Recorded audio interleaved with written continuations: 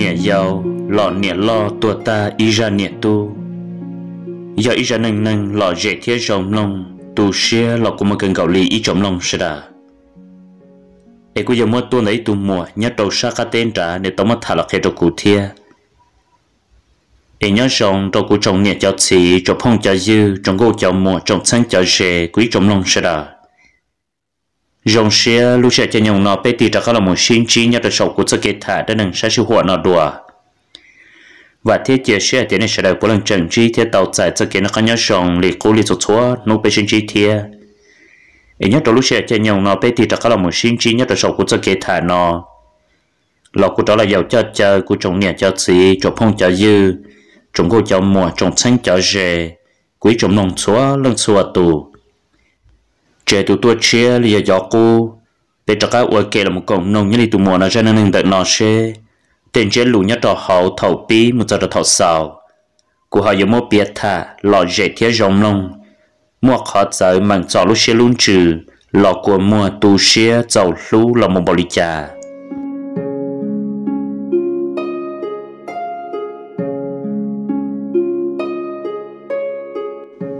để nó cú giờ cú nhẹ cú xin cái ý lên mình xài lo luôn bị hoa rồng nó nhớ liền tại cú nhẹ thế cú xin cái là shit cái uốn nâng lọ uốn chị uốn cả nhớ liền tại cú nhẹ cú giờ ít tuần xài uốn rồi rồng câu cơn cả để xin nhẹ tại thế giờ xin cái yêu tao cú nhẹ là tới lúc lì đỏ can đó cú nhẹ giờ chỉ lì lọ mò là tao ít liền cầu thia chỉ uốn tao cú nhẹ ở sát chê giờ chỉ lì xả uốn tao cú nhẹ nhưng một chỉ tao kề lì nhẹ tại thế giờ xin cái thế tao một phí chua mới chua là don chua cú nhẹ ở sát chê thế cho các một tàu kề, thế cụ nhẹ lo tua là cụ nhẹ một kề tàu tu nhẹ xả trở, thế chỉ thầu cụ nhẹ lo tua nó cụ nhẹ cụ giấy tuần xài rồi rong câu cơn cỏ, thế cụ chỉ một bỏ cụ nhẹ thế cụ chỉ cụ hơi nhẹ cụ nhẹ lo, cụ chỉจะเพิ่มมึงcho cụ nhẹ bỏ cho cụ nhẹ thả, cụ một chọn xài cho chóng lần đầu tù, thế chỉ sẽ dọc lấy trà cụ chỉ hơi chỉ nhẹ, thế cụ chỉ tôi bỏ cụ nhẹ thế cụ chỉ chỉ lấy nhẹ cụ nhẹ thế cụ chỉจะเพิ่มlần cho cụ nhẹ thả, bỏ tàu on nung cỏ nhớ trong lúc thì ở trong đun đờ cô chỉ lần đầu cô nhẹ nhỏ lần đầu cô nhẹ thả chỉ cô chỉ dẫn ông cô nhẹ hai tia lịch cha có một cái chơi chặt xả lịch co để có sát chơi trong lịch cha có một cái trong lịch co chỉ cô nhẹ chặt hết đâu cô chỉ hai tia nhớ trong lúc sau cô chừng giàu thọ cô muốn hướng用do ý sống tàu do lúc mà ở sống tàu chỉ cô chỉ là mò ít tờ nhá nhá tại rồi chỉ chỉ ở trong quá sát chơi nó xả cô là món tàu y luôn lịm tàu hắn tại do lịch trị đi cho xìa thế cô này thế cô xin cái cô là ba cô nên thế chua cho cô cho cô một chua cái khó món là sa chua cho cô thế giờ ở trong quá sát chế nó chỉ lịch xả chỉ lịch chỉ mua rồi thế cô này cô tao một phí chua mua chua là dồn chua tàu cá nó cô mà đi họ một tàu kế đó đi đi nó thế phân dồn chua cho chua đó là tàu y lúc sống gạo thế ở trong cô đã có một tàu kế đi nó để sự cụ thể với tôi nên năng một cái tàu xả trở lên nó thế, cụ lúc hắn giao là tụm lại xả trở lại, chỉ cụ thể hai lúc các căng thì nó là sư, thằng nó hiện tại là cụ tàu bia cho cụ chỉ tiền,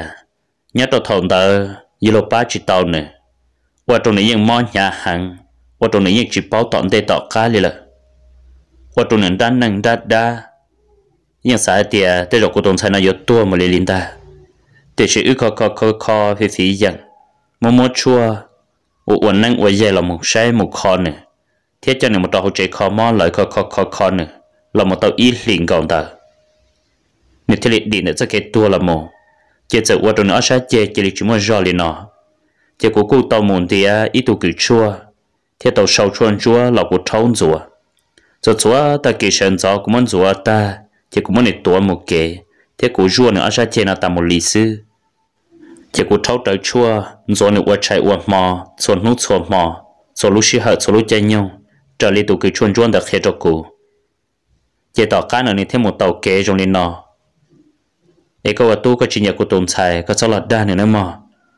tụi nó cụ chỉ thiết tế trong nhà tài hết tiệt nhà tài cụ yên nhẹ các tồn tại đi tiệt cụ theo lần đoàn nhỏ giờ cụ chỉ nhẹ chỉ cụ yên muốn cho lại tụ nhỏ lại cụ yên nhẹ này cụ theo lần đoàn này nhỏ chỉ cụ nhẹ thiết cụ chỉ cái theo ăn câu ăn trâu là một tay lưỡi nhỏ chạy nhau thằng nó bé trâu ta chỉ cụ chỉ chỉ trả cá là một chế là cụ chỉ là tàu in đụng cầu tàu ít tàu liền đó chỉ cụ chỉ mà trả cá một chỗ cụ nhẹ trả cá một chỗ cụ nhẹ nhỏ chỉ cụ nhẹ thế tiệt bây giờ có dùng một tệ lô lì có thứ hai có nhiều cụ thể có lúc cụ nào nè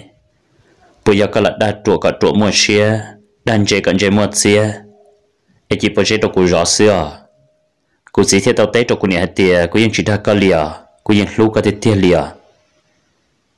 cụ này theo cụ xin cái theo nhỏ ít ta mong cầu cụ chỉ theo tao hai trụ cụ này hạt tiền có bây giờ lúc cụ theo có bao giờ xe trụ cụ ít tu nên rồi lì cụ yên lúc có thể tiền cụ này là theo tế trụ cụ chỉ hạt tiền hạt chân đợi cho cái lúc cụ yên giàu xe trụ có theo cụ yên lúc có thể tiền để sự cụ yên ít tu xài và để tao chỉ trong lì luật tê và đây chỉ là ô khăn khăn giờ chắc cũng muốn đọc con nhau để lên nu cụ yên mà sinh tuổi có một cụ trò bỏ chê nhau quan nặc hoàn ông kia để có chìm hóa chỉ chua cụ lợ thầu nó cụ yêu chặt cho các lần đó cụ này cụ xì lấy nhau cụ chỉ theo tàu tết cho cụ này hạt tiền còn tao có xe lo cụ yêu tàu ca lợ giờ trong lịch trả là cụ yên giàu xe giờ thì có lực khăn khăn lọ cụ yên bỏ hạt tiền có giấy tu nên trong lịch trả lợ để cụ yên giàu xe đâu có thể tiền lì giờ có lúc cụ tiền chỉ còn đọc cụ mù giờ cụ này giờ tết đâu cụ xì hạt tiền chỉ có là đa cụ sư thôi nó cụ xì thì là tuồng cầu cụ này sẽ tệ hạt tiền cụ hay có thể tiền lì họ giờ thì có lúc cụ thiết có nhiều cụ chiến đâu cụ muốn rộng nó giờ thì có chỉ nhiều cụ thiết có là đa cụ sư giờ tới rồi cụ muốn rộng nói cụ giờ chỉ tua là cụ này thì tết đâu cụ xì hạt tiền cụ yên nhẹ thì cụ yên lúc có thể tiền là mà tụi nó cụ chỉ thì mỗi cụ này trú tre tập lại đồ nội sống lại chỉ cụ này giải đồ cụ chỉ tiền có thể uống thì tiền đi lo cụ chỉ thì hai đồ cụ này hai tiền cụ uống thì tiền đi là mà cụ chỉ thì li tao mỗi cụ này cho là một lời chỉ cụ chỉ thì cụ này lời cho các tụ uống trong uống cỏ trong đại này tài lời cho nên trong nó cỏ ta vô cho cá nu là sợ kẹn ta chỉ này tại cô cua chỉ này tại thế tiền cụ hai lần nào tôi có vào cụ tồn tại nó giấy tu nâng giấy chỉ trong tay trong ta li luôn lên li tồn tại có trong đó con nhẹ trong đó con chờ có tụi mình gì có tụi mình cho lời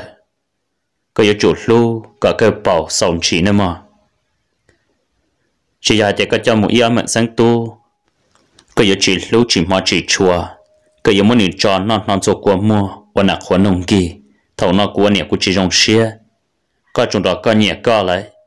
của tụi chạy giấy tụi nâng mua mua mò để tờ là chặt chả rồi nó và họ tự là và căng căng có trong đó có nhẹ có một giờ họ tự chỉ tàu là cái giờ tàu ba nữa thằng nó cũng chỉ thiết tế trong này tại tiền nia ở liên tới à cũng nhẹ là chè họ tự chỉ tàu là cũng những chữ bút một quả anh ở tàu này cho là cũng chủ yếu liên đạo sư cũng chỉ có yuan nữa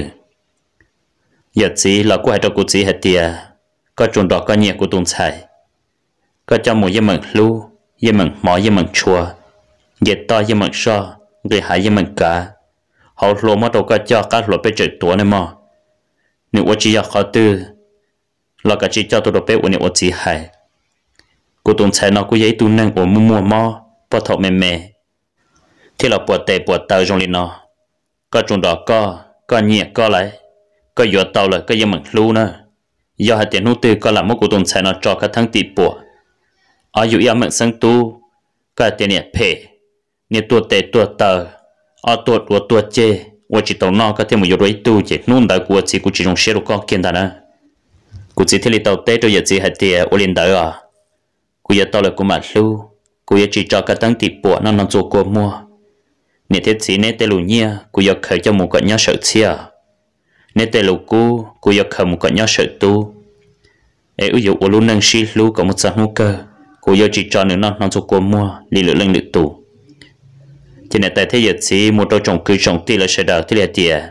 của liên tới này mình bảo nữa dù liên tới sư của này thế của chính cái thế là ô luôn này là tao chỉ để tao can nó ấy của này tao tao mua cuốn tờ chỉ của bao thế giờ là chỉ nhẹ của này kia lì bao giờ nôn du của này ta do của này của giấy tôi này kháng tờ thế để tao giật xả chỉ qua đó chỉ là những kháng chỉ bao giờ trẻ tiền yuan nhai chỉ yo cọt chọn tệ tân đợt thiê giờ lúc năng thiê chỗ nó chỗ hậu mùi yo tu nia ở tuột chỉ trong cổ liên trong chỉ một cái tá to đó sư em ở đây chỉ mà ở cánh nào ở chân ta chân đùa cũng màคนnày cho tuเลยlo sẽ bỏ sẽ cho khi mua mùi yo là sẽ cho tu mua mùi yo tên sai cho rong tệ rong tơ họ chỉ yo họ mùi yo tu nia lệ tệ lệ tơ một cái chán đó chán đằng ấy thống đê mà đàn là cho trẻ chuối nhọc cán đá sư họ đồ mỏ là đồ chân ta đồ rong sư chỉ dụ chỉ tao của lúc xía kia lilo chế của nè linh nọ chế của nè của nè tu xía cần cỏ mấy nô của nè thì là hai tao của gì hết tiệt của giấy tôi nên nâng bùa tờ trong linh nọ của đã chỉ là khăng của ta đâu có là hết tiệt có một giấy tu có tờ trong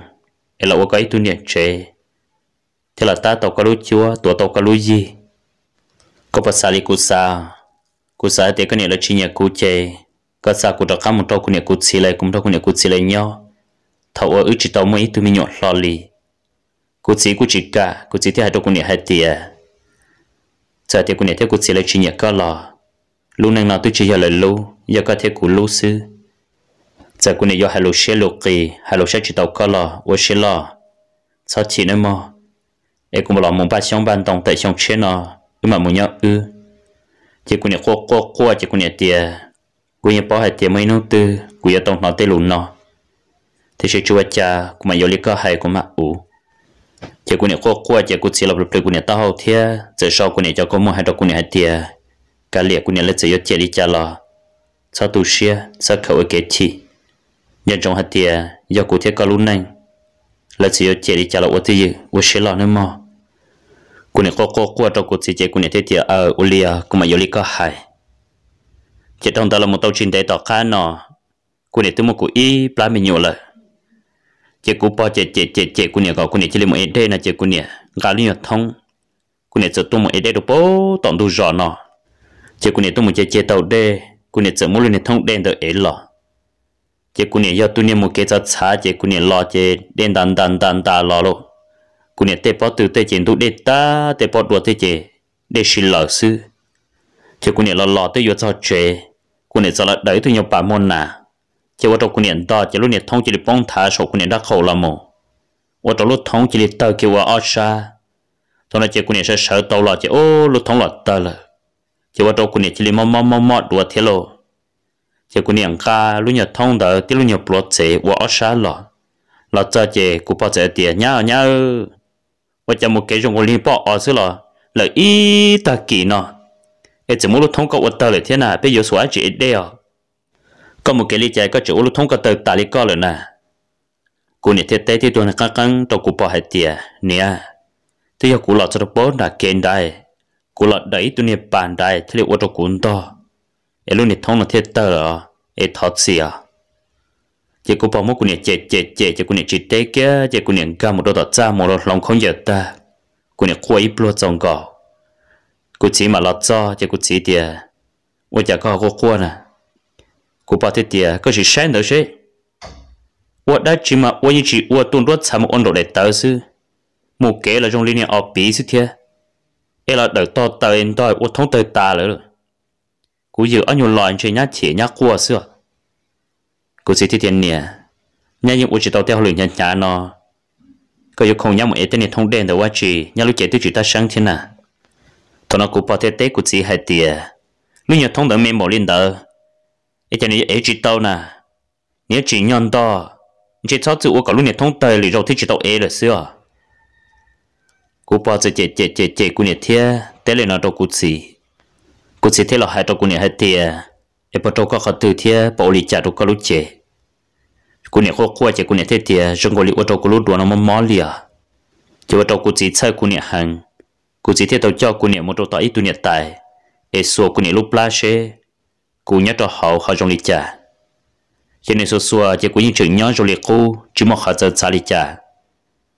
tu này tạm thời theo hai đâu cô chỉ thì chọn chơi à để rồi nhăn tao lên đỡ nhưng sao mà lại tiền ta thì cô tu một tí trâu lại ấy cô chủ trả thiệt có ở tu ở xe lò mà thằng nó cô chỉ lúc xe theo lò cho đó các cho cô nhẹ lò giờ chia cô nhẹ là nhớ cho hậu chế tao lại bên nông đờ chỉ cô bỏ lại nông chú cô nhẹ ta cho lô chỉ đôi trong tao là dù tàu cũ ta tao mua lip lúc lip bao lúc lip nữa sư cô bỏ thế giờ lại thế này thì có cô nhẹ thế cô tiền gỡ cả chỉ là một uang gỡ tê làm bài xong ban đồng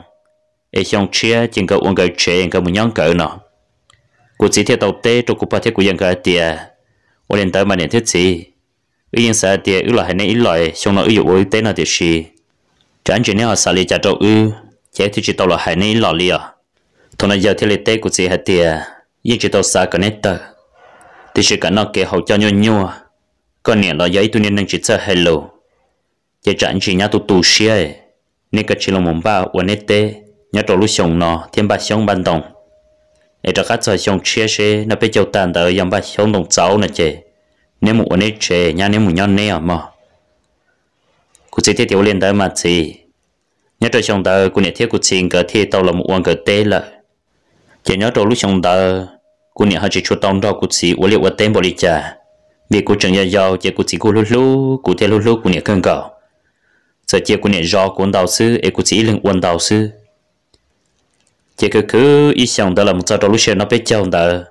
cụ chỉ theo là một cờ tới chọn trả trẻ chỉ chiến được thế chỉ cụ chỉ nè nó một cứ chọn trả tới ấy chọn trả tới lò cụ nè theo tao hay cho cụ chỉ hết tiền chỉ cụ đó có một thế cụ chỉ theo cho cụ nè tiền các tuần này một cái rồi có xe có nhau có cũng mà một cụ nè là cụ lúc cụ chỉ theo chỉ cụ nè chỉ cả cụ nè theo một cụ trò trên đó bỏ theo giờ lời nhau cụ nè theo tông đó cụ chỉ một ấy tao đi cho là ấy linh đời chỉ cụ nè muốn đó cụ chỉ xa xa cho nhon tràn đó là đó bố bể là nó tôi dễ chế là xa ta là đó bể nó chỉ cụ chỉ cầm hai sai ít tỏ bể nó đó khá là đó tỏ chế tỏ rõ nó chế ta tỏ cho đồ thầu lúc sau nó biết châu trên đó là lo chế thế là lòng nó biết châu tàn thọ chế cụ này thế cụ xin cái thế là một khâu quật chế là một quật chế rồi chúa chế tàu chế cụ này thế cụ xin cái thế là tàu là một chế không là một nhát đồ tàu biết lúc chế chia nó chế thầu biết là một nhát biết liền đó là tàu trình tế sư chế cụ này giờ là một gần tất cả một cụ sĩ tụi mình nhủ chế cụ này giờ gần cụ này giờ một ba chế tàu cụ sĩ chuồn chùa chỉ nhớ trong lúc xong đó là cụ chỉ lên là cứ tại rồi chỉ tàu cụ này là tàu kia tụi nhận đó giờ hay ít tu thia mà hay qua trong cụ chỉ hay lúc cụ này hàng chỉ cụ chỉ là tu cụ này cho các một số tem lệ tê liệt tê chỉ lệ phá là tụi một chỉ đang nắm lệ ta là cụ chỉ là mua tàu để trả là bé lại nó liền tới nhớ trong lúc xong đó bé cụ chọn nhẹ món nó cân cỏ chỉ cụ chỉ cụ là tu cụ này bù lì bé sẽ đào mạng liền mua tê chỉ cụ này chỉ phong mò cụ này ở xã chế cho cháu chế tại rồi chỉ phong cho giàu chế cho chúa mà chỉ cụ chỉ ở tàu giờ cụ này ở xã chế để tạm một lì chỉ cụ chỉ theo tu mong gai chua bố tỏ nhiệt tài lỡ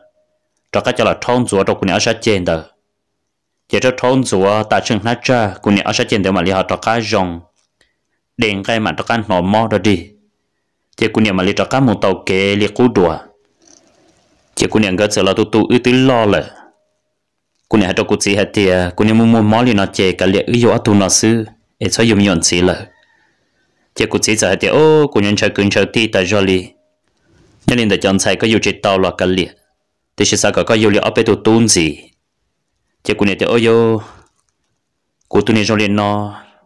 chẳng chỉ có là tu cụ liệt chế cả liệt ưu liệt nó sư chế cụ chỉ giờ cho cụ này thì cụ nhân chơi cứng chơi ti chế yêu cả tao bên tu tuôn gì cho chỉ tỏ cái nó ưu tiên lo là cô này mà họ cho cái là gần cho cái là một đôi pla ở cho plan tờ cô này cho cái là yêu cho giờ ít tu kia thế thằng nó chỉ có như bắp tàu cụ chỉ một liên một tê một tàu tê giả xí trong đây đây là cũng như một trâu tôm lê rồi cụ chỉ câu chỉ cụ trồng lê chỉ cụ chỉ phân một bắp cụ chỉ một tê tàu liền nó là chỉ cụ này là tàu kia cụ tàu nổ thì on đó là cụ chỉ cụ lu cụ này tại do cụ chỉ yêu lần trẻ cái lọ tu cụ nè bù linh cầu thia chỉ cụ chỉ mà linh một tê chỉ thầu là yêu kia cụ tu nô thi on đó là qua trong cụ nè ở sát chê cho các cho cháu dầu đùa cho các mò chỉ cụ chỉ cho các một sau chua bao tàu nè tài là nè tài cụ khéo bổ chua đồ cụ chỉ cụ chỉ thêm một đồ bao tàu nè tài thì chỉ là cho các một sau tàu ít nát ra chua cho các lòn chua cụ nè ở sát chê đùa lần chua cho các giờ tàu cá nó cụ tu nô dầu đó từ họ cho một kiện trung thắng chỉ cụ niệm mà cho các một tàu kề đùa là cụ ấy cho kề lê thia như giờ cụ chỉ lưu cụ niệm cần cầu nhất trong lúc xe thòng đời chỉ đọc lần đó là một tàu cá nó từ đến đấy là cụ tụi nó là từ lo lại thế này từ muốn xử lý ở xong đó là chỉ cụ niệm ở sát chế là phân cho giàu giàu cụ niệm chỉ muốn cho cụ chỉ ở chỉ tàu nó cứ chỉ tàu hậu cụ niệm chỉ nhớ tàu chế sư chỉ cụ tê lần đầu cụ chỉ muốn ở liệu vật tê là một tàu cụ tụi nó giàu cụ chỉ ở lần đầu cụ chỉ muốn ở liệu vật tê khỏi ưu tàu là ưu ba của chị khỏi ưu chỉ tàu là cô tụi nó gạt đây rồi cô chỉ ư hậu xí lọ yên tàu lại thằng nó cô bỏ thế là hai đâu cô chỉ hết tiền thằng cô tôi hay co rồi trả nó chế ô yo sao là nhua yon đâu là nhua lại luôn yêu tiền là u khé mà hư chữ lòn tệ chỉ cho cái gì khâu lá luôn nên năng là chỉ cho họ tư trả nó xe luôn chỉ cô bỏ chỉ nhỏ cô chỉ là chỉ cô chỉ thì chỉ bỏ cá hay lỡ cái chỗ này nó là chế cái này là khử mù tao đi trả là nó liền tờ sai tiền chỉ vô là lúc cho mình nhọ chỉ sai cái chấm nhọ ôn chua cô bắt giải cho cô chỉ tiền giờ lấy chế cái ôn khai chỉ tao giàu cái chỗ ôn khai cái giàu cho chân nè chân xong nó này nhắn đó có một chỉ tàu in nông đặt tê có chuột cho có tụi nhỏ mềm đợi đó có một ấy cứ in nông là cho là cho là phá mà tụi nó thế gì ấy này nhỏ thì tụi bao hết tài sư cái chỗ ôn khai mà ia xong tận đây là thế chế我只到了这些，个多谈论这些热了是，个只这样全部有对度你要，哎，那么多有可能可好，你鸟到了，鸟只到了，个连你讲你都你鸟能是了嘛？个朋友苦死了，我的只呢，到古都还搞还的，个周末么才把才学，对门的么要度你要么给中国里中节么给达到，么成那，个工人国都乌州那是。lọ quay ý đã chỉ lọ quay chỉ tàu đi có lúc này rồi nó yêu cha chỗ cho luôn mà cái chỉ trả ra chơi một luôn đâu một yêu đấy tôi là ba yêu lúc này thiệt sợ à em có phải yêu cho nhau nè tôi để khẽ qua đã chỉ cái chỉ là một luôn đâu cái chỉ là một yêu đấy tôi chưa làm ba yêu lúc này nữa cho nhau nè tôi để yêu nhau tàu là nhau chỉ tàu là lấy một lấy cả liền à chỉ có chỉ siêu đâu bao chỉ có chỉ chỉ bỏ cái yêu đi trả đi lại chỉ có bao thì cá chữ oli của hải xưa trả lời nuôi chỉ có xã giao lia mà chỉ để thầu của bao hải của chỉ nó làm mồ của chỉ dễ cho cháu rồi cho của nè có của chỉ là thau chua em做của nè ở sát chế là của chỉ tiền có mình thau mà của chỉ không 我到看呢của nè giờ họ chỉ làm một mua đuổi ít mình nhiều chỉ của nè gần gần tại sao chỉ của nè sai đâu của chỉ tiền sẽ cho oli chả của chỉ tất cả gần đi nó lại để sao cho cô ta mua mình nhọ để cho uli chả chỉ cô chỉ tiền cho mua mình nhọ chỉ cái chúng mình thể chuồn tàu thể chuồn lơ lại trả lời nu chỉ chúng mình từ tu co lại cô tu chỉ tàu co lại nữa chỉ cô nhẹ giờ tiêu linh tới mà chỉ cô nhẹ lo cô muốn nông cho cô nhẹ đôi gen đôi do gọi là mua chua tôi cô nhẹ cho lần đầu tụi nhọn tới cọ bông nọ chỉ là tụi tư là tụi cô tiền ô nếu nhọ chơi cái chi yêu thế là mà mấy tụi nhẹ lo thì tiền nên giờ mua là cái chi yêu sẽ bắt tới tuần sản xí đâu có tụi mình chạy lại còn cái mua khu thứ đó tụi tu là chè yêu plak có sẽ giờ tu là hay dạy rong dân chạy là hay dạy rong mà cái cái là cho mình mua khu chỉ còn này xa chỉ còn này giờ chỉ là mua cho chuồn để thâu hậu em đầu tụi nhận để bỏ chơi chỉ nhớ tao khai nó còn này là so nhớ đôi lì giờ là yêu kia tao giờ ít tuần chạy thế chỉ của tao cũng rong sẽ chỉ của tao ít tuần này luôn đó của lại thôi nó chỉ cút xí thế là hai trâu con nhẹ tiề có sợ xả vô chê có mà tu co tu khăn nữa cú chỉ tu co lại có sợ có tu khăn rồi liệt khu liệt thầu của tu co chỉ có tu sai thế có tu nào một cứ đây là tu có đà này chỉ nhẹ tu này chỉ tu này nữa cú chỉ không tu này là cú thua lại chỉ cú chỉ là chỉ cú nhẹ lên nó thôi nó cú nhẹ khó qua chỉ cú nhẹ thế tiề có xí có bây giờ có tên lục thầu có cho trâu cú lại cú tôi nhận cho cú luôn là rồi lên nó cụ tôi đâu có hết tiền, cho cụ lần đó có nhỏ bên mà sang tu, cụ đó có khởi chỉ tàu, ấy có xếp hệ, có giống một cụ trò non hàng số cụ mua, cụ luôn nên chôn nó thêm mình nhọn nó, ấy có thứ hai đâu cụ hết tiền có nhiều lúc cụ có chân hút cơ, có phần giờ có tên lúc có cho đâu cụ nhận theo cụ tiền cả thế, cụ nhận cụ tiền cả đâu có bậc khởi tàu lại, giờ có chỉ lúc cụ người chỉ cho có chơi liền nó nè, giờ cụ chỉ giờ tiền tu nhập bao nhiêu, dùng liền bao ở tua ta dùng liền có sư cú tu có là tao mới bao chỉ xong chỉ trò xong nó cú thua ta đi là cú tu chỉ tao có là tôi chỉ tao có khé là có sản nó chỉ có tung xài là tôi có nó có xã hậu chỉ có tu nào một cái để đâu có hậu nè cú lấy cú chỉ uo lên thực khé là tôi chỉ tao bao liền lại chỉ cú này cô chỉ cú thế này là hai trò cú này thì cú này cho qua cả liền cú chỉ cú xia thì cô này khó qua thì cô này ở sát chơi là những chỗ cháu giàu tại do tôi xuân hoa thì cô thâu để sợ thâu chua sợ, để là giờ cô này ở sát chơi rồi cô này ở sát chê giờ giờ tôi tết ta mò giờ giờอยู่trâu ròn trì ai cô này chơiอยู่sát hàng lại cô này mà đi tìm bên này sẽ sát có chơi một bữa ai cả liền niệm món nữa mà tết chỉ chơi cô này yên tra chơi tàu sát trên đời lòng lì chơi cô này hu hu hu cút xí là cút xí bây giờ hu cú lô lina yêu tua là nó sẽ thiệt chơi cút xíจะอวยเพดอกcô này xí lấy thầu cú po ai phương hải có cút xí một lần trong đó chơi cút xíจะปีอุลุเชเพลงดอกcô này liên lần ta chỉ cô này là nhân đuôi thì tôi cô tôi này luôn đã bù lì chỉ cô này giờ sau chỉ tàu đi lô cô này ở xa chê chỉ li lông đi lại chê đây là chuyện nó mò đi lại chỉ là cái tàu ở luôn thì tàu cá chỉ cô này ở xa chê đã giờ chỉ li mê ru chỉ li khổ là một linh ta cô này chỉ li sau chỉ tàu trả tàu lúc tàu hồ lúc chê sợ là ở xa cái tàu cho chỉ tàu đi lại giờ tàu mất tiền là ba cho một chế cho đồ tàu lại xứ thằng nó chỉ cố chỉ giờ trả ra chỉ là một lúa cố chỉ giải được cô nhẹ tiền tôi nhẹ bao nhiêu trong lý co là chế cái nhá tàu là nhá chỉ tàu là có một co cố chỉ vô co liền nữa thằng cố chỉ hay là lúa nào đâu cô nhẹ mà ô tô cô nhẹ tu sẽ chấp lại thế cô nhẹ khoa cơn cào li cô nhẹ thế là hay đâu cố chỉ thì có tiếp bao hay thì cô giấy tôi nên trong lý nó có vô cô lâu đã chỉ cô sai chỉ trả tiền nung nó ấy có vô trong lý co cô ô chỉ tàu có khé là chỉ lý nung cô vô cái lần đó cô nhau là tôi lúc xong đòn đây có là tàu kia của tụi chạy lon được chứ, của những ta là ô có khé là cho lúc đi chăng nọ, của chỉ tàu có khé bảo là, của chỉ sợ tập lại đôi nó xong lại, thằng nó chỉ của những cô, ai của những tuổi đời của những ở sát chế, ai plei lò, giờ lò, chỉ của chỉ sợ tập là ta mong có của chỉ mà là đỡ khó trông, là bự tí dự đôi tập chắc khỏe lại, chỉ của những ở sát chế, chỉ của những dân giàu im mỏ lì họ có tụi nhẹ lo khó đầu tư chỉ cho cô là một chờ để cho cô nhẹ mà mua bút mì sư chỉ cô chỉ là ôi phê chỉ tu cô nhẹ đi nọ là tôi chỉ nên đó chỉ cô nhẹ từ xa chỉ tàu của xa chỉ tàu gì lại lâu chỉ cô chỉ cho tụi nhau bà cho cô nhẹ chẳng khó cho xa của xa gì cho nó rộng và tỏ khá là chỉ cô nhẹ sao chỉ tàu đi lại chỉ ở mình mua để là lòng tỷ lòng cho lon cho cô nhẹ tê cho cô nhẹ cơ tờ cho cô nhẹ ít chỉ là do là sư chỉ mới im hòa cho cô nhẹ sai cho cô chế tiề có xong một lần lăng lệ có là ba tụ cô theo tụm nhậm mê tụ cô nhẹ nhua tại do lìa theo quá sát chê nói long ta lì lợi ấy có là ba giờ theo là một chuồn rùa đồ xe cô bằng một tàu kẹt đùa cho cô chế tiề mong yên sợ là uốn năng tuột tệ tuột tờ tuột chê lì co chê cả chuyện nhỏ lì co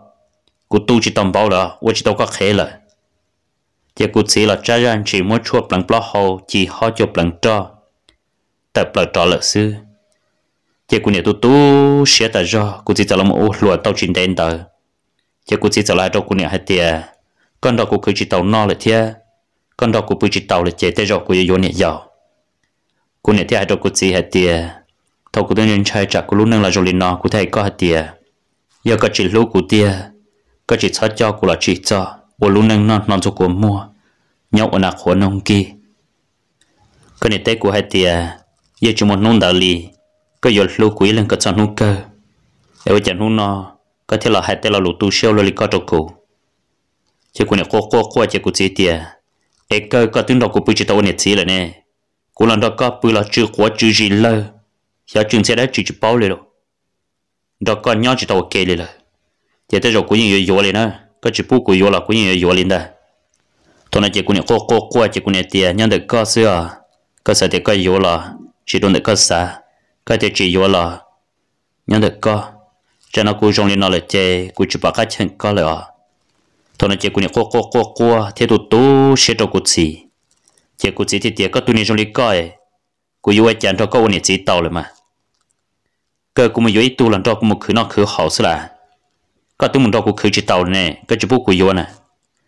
giờ thì có muốn đọc cuộc khử tàu li lô lưỡng để tụ bao nè có của vô cũng chỉ vô nè để chỉ li thầu của vô có lò mua kỹ tôi nhận được lò sẽ chỉ của những tác uo có khé là cho lúc gì chẳng nọ cũng một liên một tế là cũng một ít lần sư có những đọc cũng một khử chỉ tàu in nú li nè để có chỉ bút của vô thiệt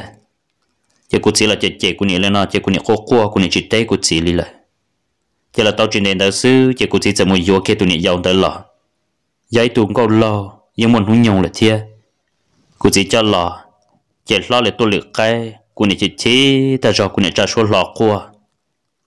chỉ bỏ đi từ là cú này sợ chỉ tàu một đi trả trồng cờ chỉ cú này chỉ có mỗi là lụt chết xứ chỉ này do trả cho cú này tiền này lo tàu cú là yến nữa là nữa hay tiền có tôi để tôi tàu ta là cái những khi chỉ tàu nó lên này cú thế là yến nữa là cú yến nữa là cú yến luôn này cho này tu theo chỉ cú này chỉ té lại chỉ cú này chỉ theo cú này qua tại sao chỉ cú chỉ vô kinh này yong đó là chỉ ô cú chỉ thế này yong cái chỉ ô kinh đây một bự liệt bự tê là chế là cú chỉ hay lục về phê cho cú này tại sao chỉ là cái tàu chuyển đến đó xứ này yong sợ yêu cái tàu ít tu theo là chỉ cú chỉ lu này yong rồi theo chỉ cú này chỉ nhớ tới tu chữ bòn gì ra mình nụ mua chỉ tu cú này xứ tu chỉ tàu chỉ này tại tu cú này yên đồ tu thấu chuồn dọn dọn cú này cho cá lợ có thấu chuồn dọn cú này xứ chỉ cú chỉ theo hai cú hai tia cái này chỉ nghỉ chua lại xưa dọn là những trong này cú chuyện dọn là những trong này cú một chỉ tàu kế lại chỉ cái này những tiền tới trong mong lộ ôn này tu tệ tu tao đi nó chỉ cá liệt cái này tu chỉ tàu máu lạiว่าตัวกูเนี่ยโคตรที่ตูเชื่อกันเก่ากูเนี่ยเราตัวกูตัวเนี่ยล้วนแต่ตื้อล่อเลยตื้อมันหุ่นยนต์ยาอีชงเตาเลยตอนนั้นเจเนี่ยยาวเรากูเอาเพตัวกูเนี่ยเทียเจเนี่ยยาวเทียกูชิงก็จะเราหมดอ้วนก็หมอนนอก็เราหมดอ้วนก็เจ้านอเงจะเราหมดเจ้าตาตัวต่อตาchỉ cầnตัวเป็นย่อตัวต่อเชเมนนั่นเลยเจกูเนี่ยเทียให้ตัวกูชีเตียก็เตียก็อยู่เนี่ยยาวเราคือตัวกูนอว่าจะเนี่ยหมดอันนี้หมดตัวต่อเนี่ยหมดนอเนี่ยตัวต่อกูจะเทียนย่อต่อนอจื้อหัวจื้อจีทองละจื้อเสียทองละนี่ยองเฮียจิตเตาเลยจะนี่ยองเทมุตเตาต่ออมพอนอต่อเจ้ากูเนี่ยเทียยี่ป้อเทียรุ่นนึงจุลิจัดละนี่ยองเจ้านี่ยองเสียเลยยันเนี่ยอุลินเน่เจ้ากูจะเจ้าเสียกูยองก็คือตีเลยตัวหายเน้นได้เจ้ากูจะเทียยองหายละก็ชื่อหายมาดูอันนอต่อเสียหายยองเจ้าก็เลยรอมาต่อก็ละอุดก็นอตื้อเตากูเนี่ยเทียกูจิงก็จะชี้จ่าเป็นยองรอกูchỉ整个loại luôn những căng tăng để sang tụ chung đời lọ tí tê choกูเนี่ยtao hồ vàกูเนี่ยvào lọ sầu ra nhưng chỉ muốn là có bộ bao thìกูcó khé là một đi trả lại nên lúc tụ hậu trẻ nào tới muốn choกูcứ chỉ tao ít nấu lọ để chỉ mới ra chạy là hai choกูtheo giờ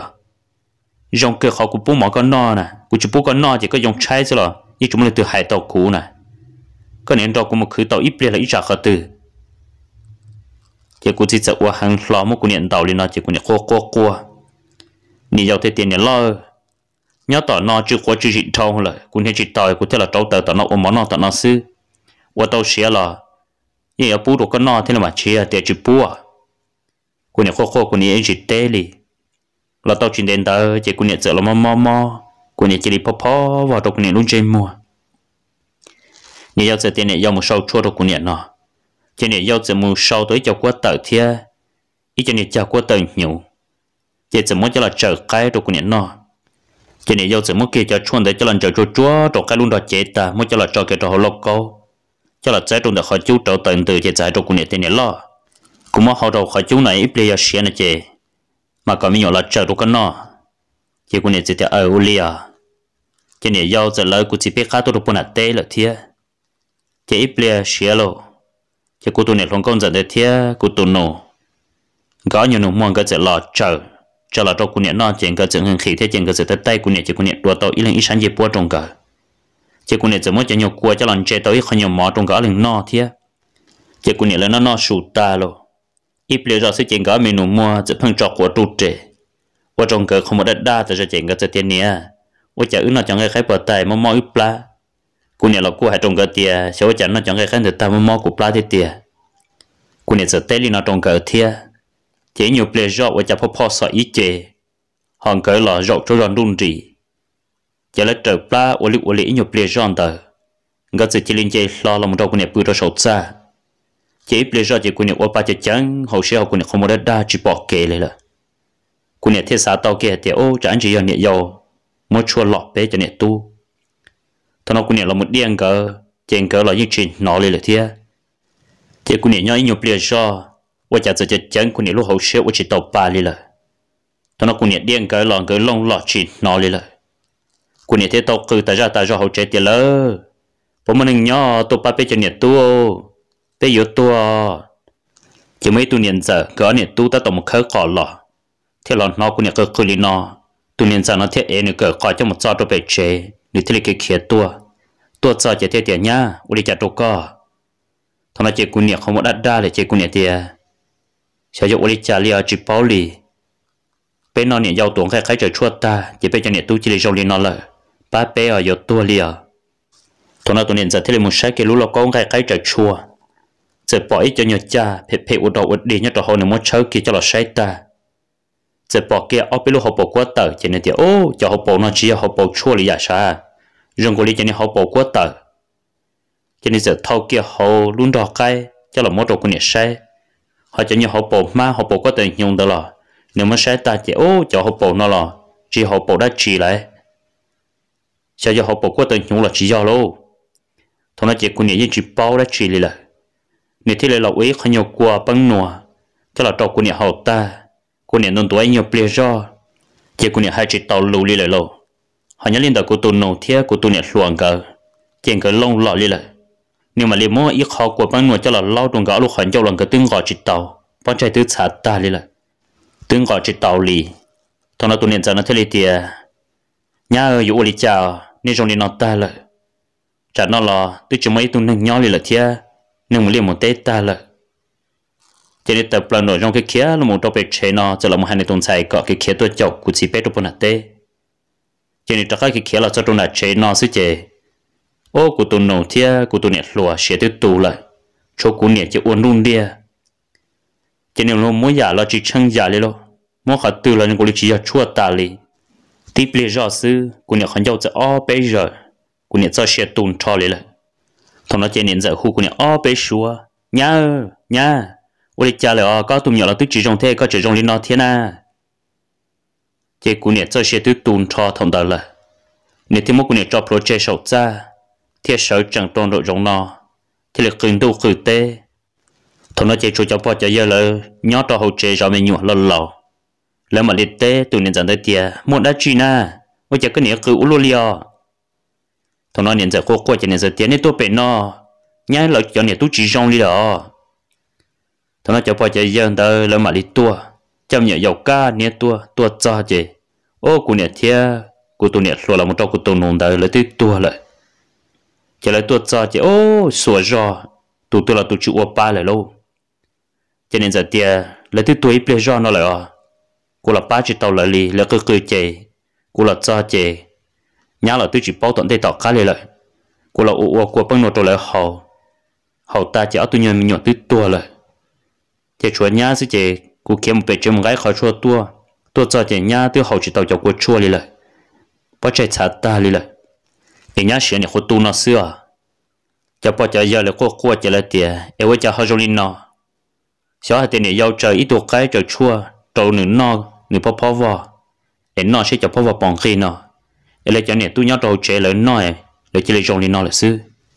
thằng nó cho bao giờ giờ lấy thì tiền chẳng chỉ giờ nhá nhau lọ nè nên giờ thì tiền chỉ bao liều cú sẽ chỉ ít cho nên họ bỏ trong họ bỏ quá tờ hãy cho mà giờ sát xịn ta thì chỉ ít cho họ bỏ mà cho trong của li cho nên cho quá tờ nhủ là họ bỏ quá tờ nhủ liều cho bao giờ giờ lấy thì là một sai lo con cái tờ lấy thì ô cho họ bỏ nó chỉ chẳng cho họ bỏ quá tờ nhủ ta nữa ý ở nhà giàu thoát sự lọ lấy cho nhiều nhiệt tu nó xứng ta chỉ lấy thế tròn nâng tuột trở bê bố đặt tê thầu nó chỉ luôn rong từ lọ lụa trâu tê hậu hạ là bê thì lọ chế chỉ là cái kia tuột sau đó bê lọ tê chỉ giờ hu cú chỉ thì đã chưa chả nhiều chuyện dần ra sự tiền nếu lọ chế đâu có tụi này lọ chỉ rong lời có tụi nhỏ lọ cú chỉ rong lên là thế lọ chế ta chỉ nó và trâu cú chỉ chế tuột ta我这古了帮先他，估计这里把本找到了对了，找到这对呢，这看了后来的，哎，屋里家里叫你多好种领导啊，这经常个的去包了，哎，个老大是呢，估计是等个的屋里啊，个的老着了，估计这的老给开的个多到搬动，这老搬动户呢要贴古都弄的，